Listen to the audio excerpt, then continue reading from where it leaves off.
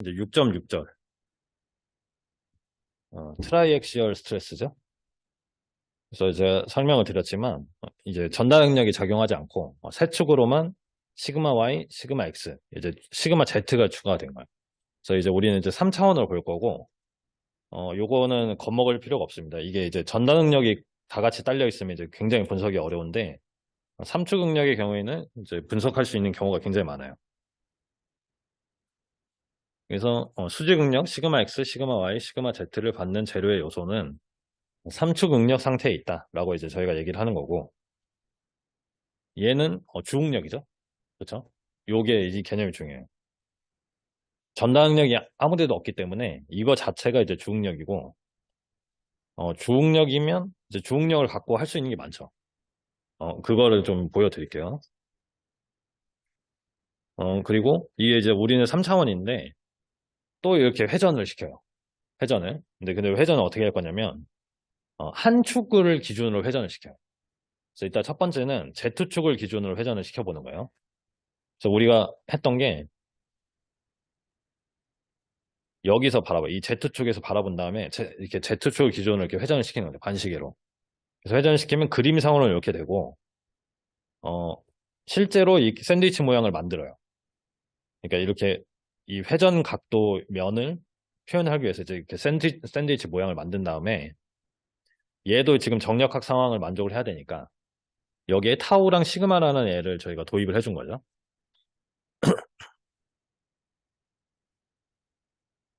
그러면 얘가 이제 정력학 상황을 만족해야 되니까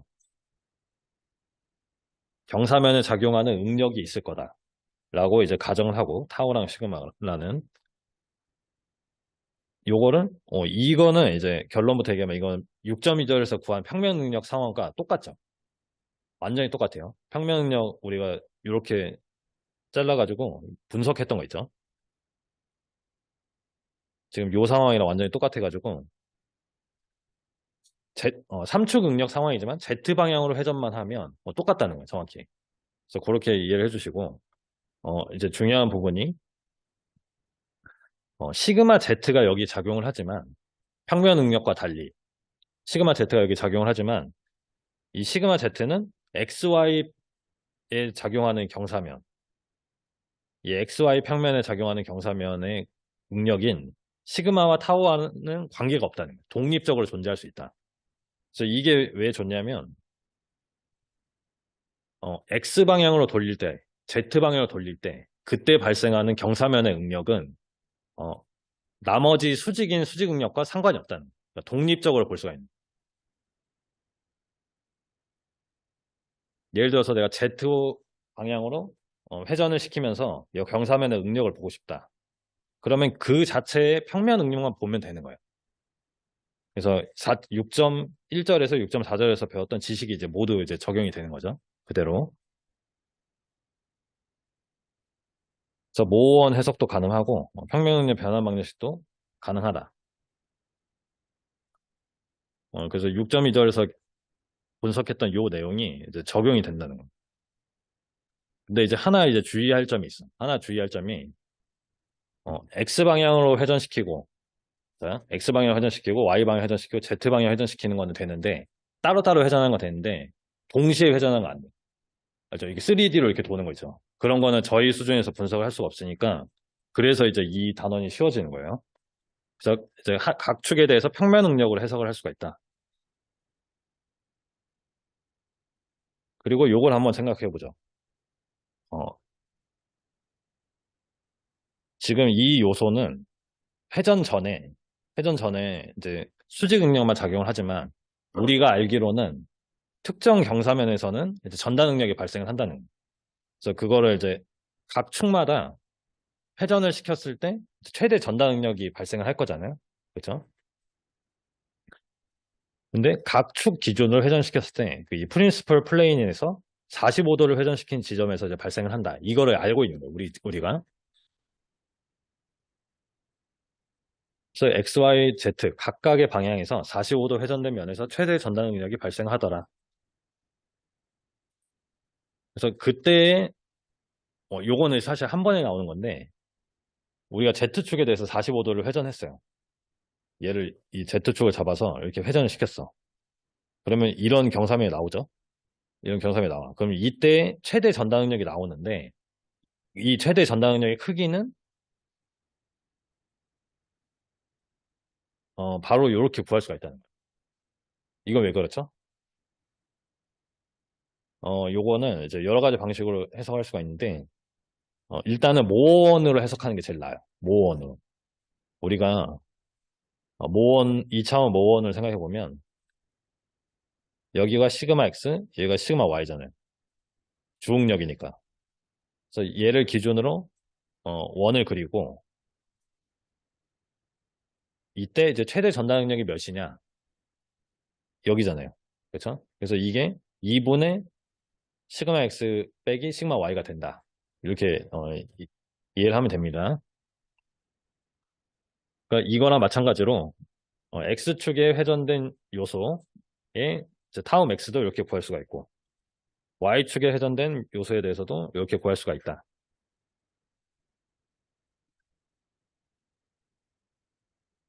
그쵸? 요거는 이제 이해를 해주시면 이게 이제 y 방향이면 이제 x 시그마 x랑 시그마 z가 나오고 그 다음에 이제 모원이 나오는데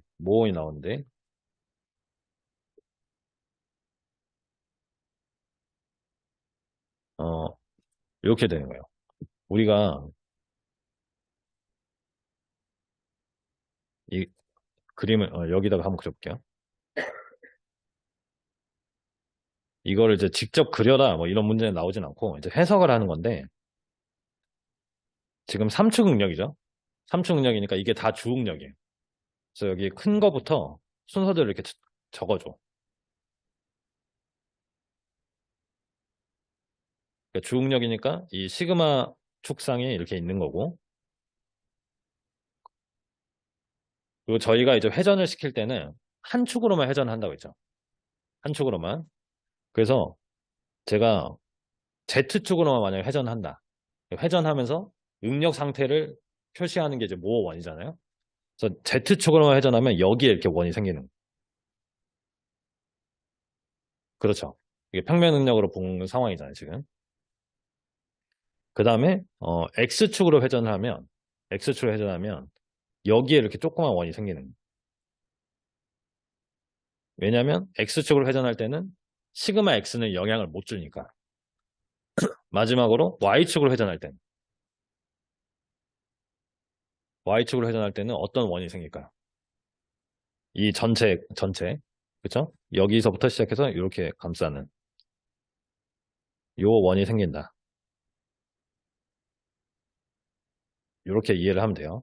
그쵸? 그러면 문제에서 이런 식으로 나오는 거예요. 요 삼축 응력 상태를 주고 삼축 응력 값을 주고 어, 전체 최대 전단 응력을 구하시오. 이렇게 나오는 거예요. 그러면 걔는 이 그림상으로 표시하면 어떻게 되죠? 이 세 개 원 중에 제일 큰 원의 반지름을 구하면 돼요.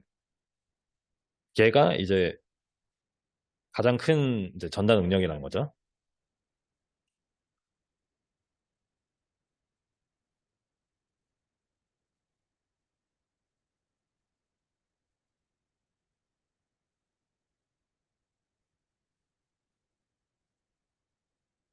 그래서 여기서 이제 가장 큰 최대 전단 응력은 여기다. 그래서 이거는 이제 모원으로 해석하는 게 일단 제일 편합니다. 이제 제일 큰 부분을 구할 때는 아니면 이제 2분의 시그마 x 마이너스 시그마 y 그 세 개를 다 구한 다음에 제일 큰 걸 써도 되고 그렇죠? 그 다음에 또 이제 후기의 법칙을 이제 확장을 하는 거예요. 자, 그래서 평면 응력 상황 대비에 6.5절에 대비해서 Z축 방향 수직 응력이 또 추가됐죠. 그러면 이것부터 시작을 하는 거죠. 수직 변형률을 계산할 때 시그마 Z에 의한 효과를 추가적으로 고려를 하는 거예요. 그래서 이것도 여러분들이 유도를 할 수 있거든요. 한번 생각해 볼게요. 내가 입실론 X를 구하고 싶어. 그러면 우리가 아까 6.5절에서는 시그마 X에 의한 효과, 시그마 X에 의한 효과가 있고, 그 다음에 시그마 Y에 의한 효과 이렇게 구했잖아요. 그쵸? 마지막으로 이 3축이 되면 뭘 고려해야 되죠? 뭐에 의한 효과? 시그마 Z에 의한 또 이제 바뀌는 값이 있잖아요. 그래서 걔는 표현이 똑같잖아요. 이렇게 포화성의 비가 이게 등방성 물질이기 때문에 포화성의 비가 방향을 가리지 않고 이렇게. 자, 어렵지 않죠? 그래서 시그마 Y도 뭐 똑같이 표현할게요.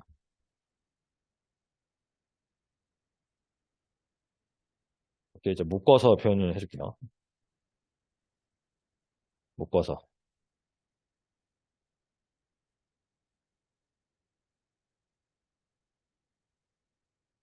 마지막으로 시그마 Z.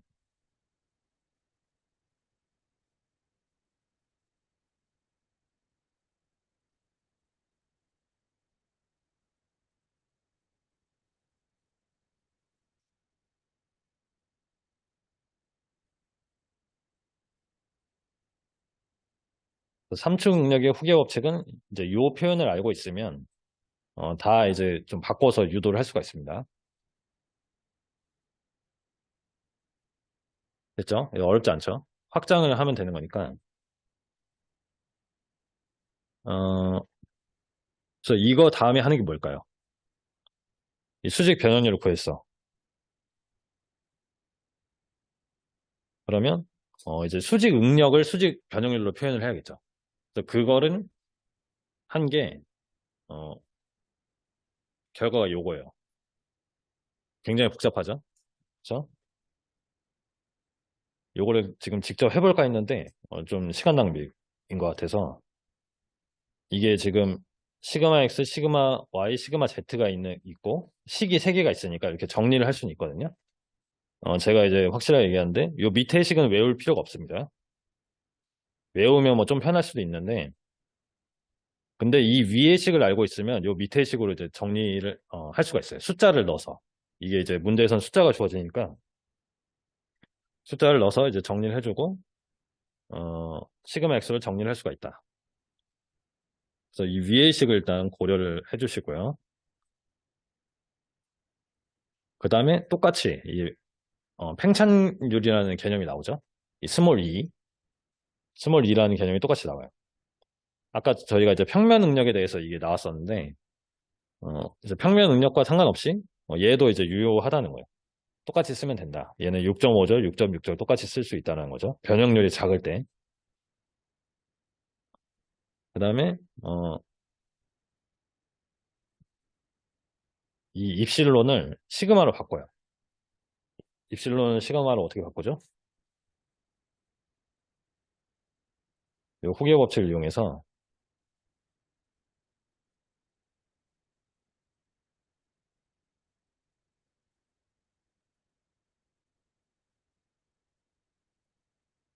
요거를 여기다 이제 입실론 대신에 여기다 대입을 해주면 요 표현이 나오죠. 그렇죠? 어, 그래서 이것도 얘만 알고 있어요. 얘랑 요 위의 식만 알고 있으면 다 이제 표현을 할 수 있는 부분이니까 한 번씩 봐주시고 나머지는 그냥 문제를 풀면서 조금 익숙해지시면 됩니다. 그렇죠, 여러분?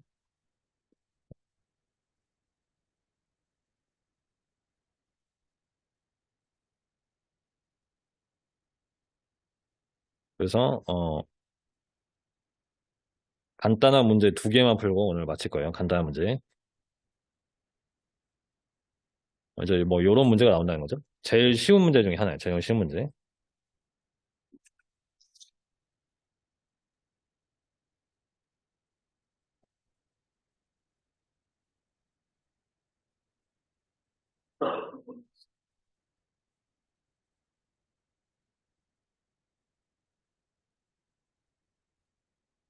이게 안 고쳐졌네.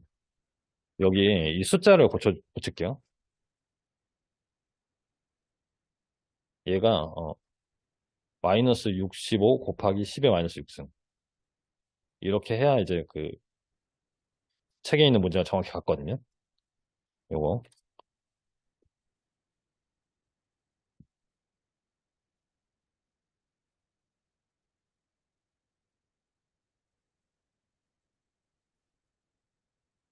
A번을 구할 수 있는 식을 한번 구해볼까요?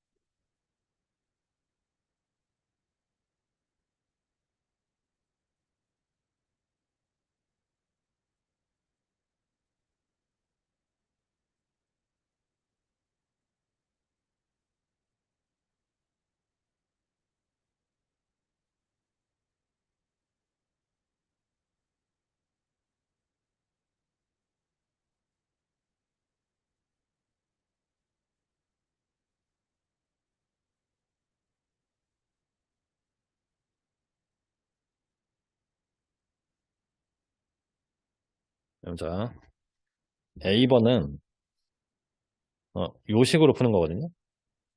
요 식. 제가 이제 이해할 수 있다고 한 식.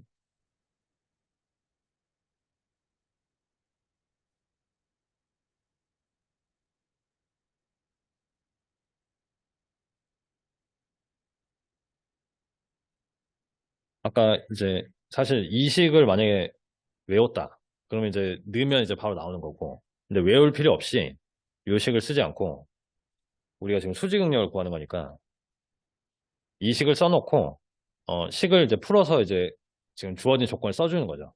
그렇죠? 그래서 지금 내가 구하는 거는 시그마 x, 시그마 y, 시그마 z를 구해야 되는데 우리가 갖고 있는 조건을 써보는 거.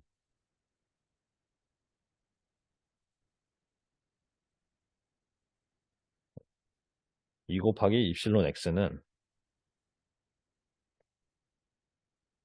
시그마 x 빼기 누 시그마 y, 누 시그마 z.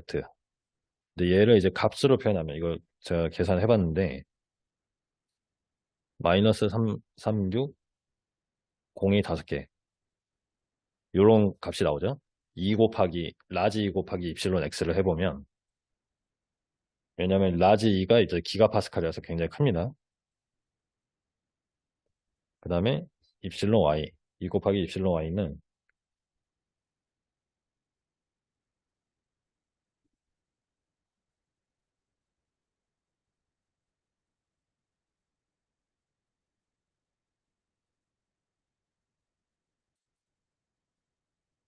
마지막으로 입실론 z에 관한 식도 이렇게 써줘요.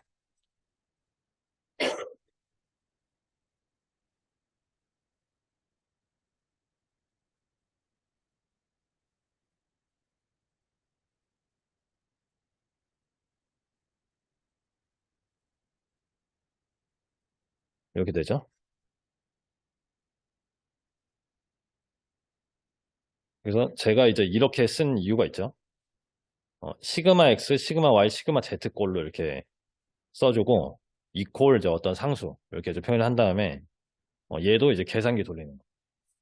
자, 연립방정식 변수 한 3개 정도까지는 되니까 그래서 이거를 실제로 저도 해봤는데 계산기를 돌리면 시그마 X가 마이너스 45.3 메가파스칼, 시그마 Y는 마이너스 23.4 메가파스칼, 시그마 Z는 자 이렇게 된다. 똑같이 시그마 Y랑 시그마 Z가 같은 삼축 응력 상황이 되는 거예요.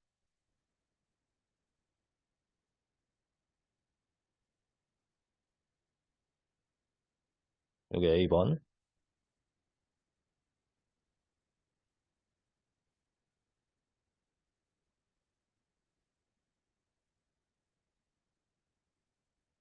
그러면 B번은 어떻게 구할까? B번. 이 응력을 받고 있는 시스템의 최대 전달 응력 값. B번은 어떻게 될까?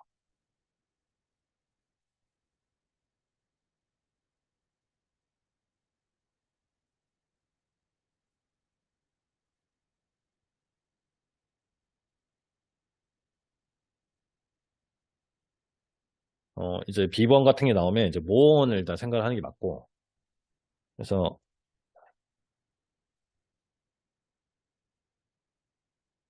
자 지금 시그마 Y랑 시그마 Z랑 같죠? 근데 지금 봤더니 이제 다 음수야, 음수. 그래서 이제 좌측에다 그려주는데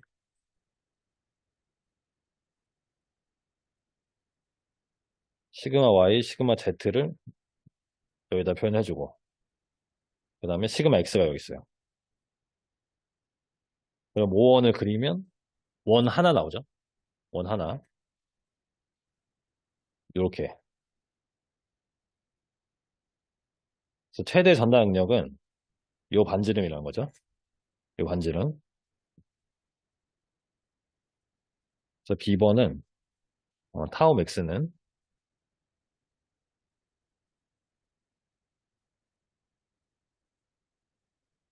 2분의 시그마 X 빼기 시그마 Z 또는 빼기 시그마 Y를 해도 되는 거죠. 시그마 Z 대신에.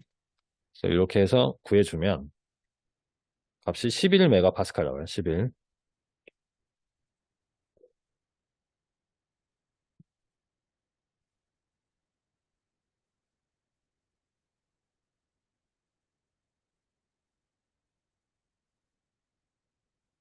어렵지 않죠?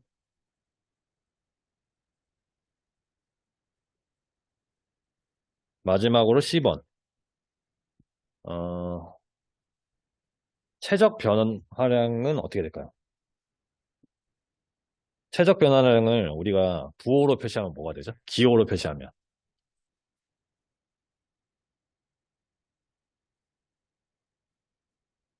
아까 이제 뭐 스몰 e가 있었고, 이제 뭐 V0, V1이 있었는데, 최적 변화량은 델타 V죠? 델타 V. 그래서 델타 V는 어떻게 구하냐면, 올레 부피에다가, 단위 최적당 변화량을 곱하는 스몰 e. 그래서 이 V0 곱하기 2다.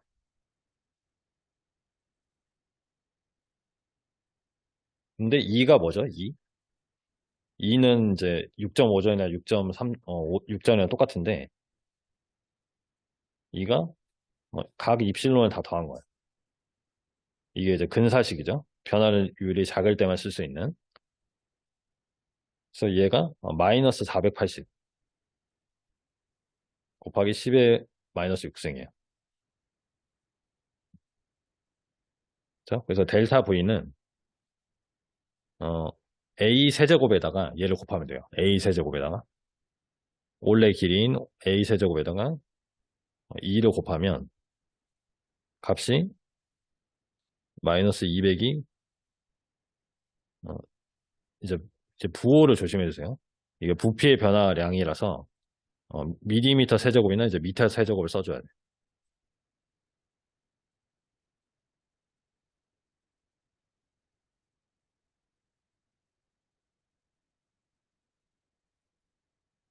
이렇게 된다.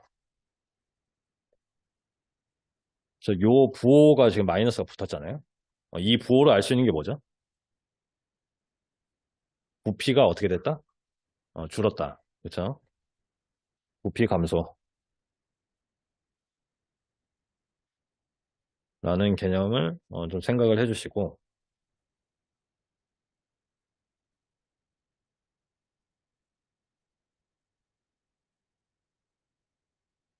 자, 다음 문제를,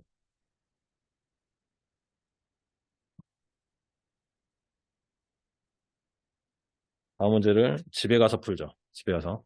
자, 어, 저, 자, 답을 적어드릴게요, 답을. 답만 적을게요, 답만.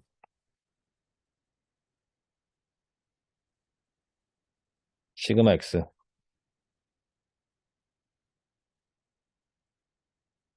시그마 Y.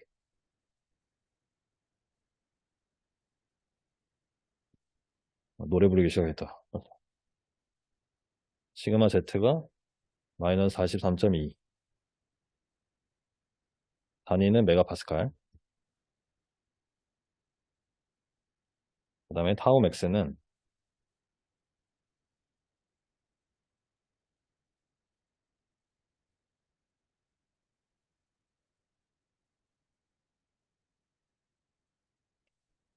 0.8 메가파스칼. 마지막으로 C번은 델타 V를 구하는 문제인데, 2 곱하기 A 세제곱 마이너스 532 밀리미터 세제곱 감소. 그래서 여러분 이런 문제들은 이제 완전 산수를 잘해야 되는 그 문제라서 그냥 많이 풀어보면 됩니다. 이런 거는 어렵지 않아서. 그래서 정리를 해주시고 여기서 마칠게요. 고생 많으셨습니다.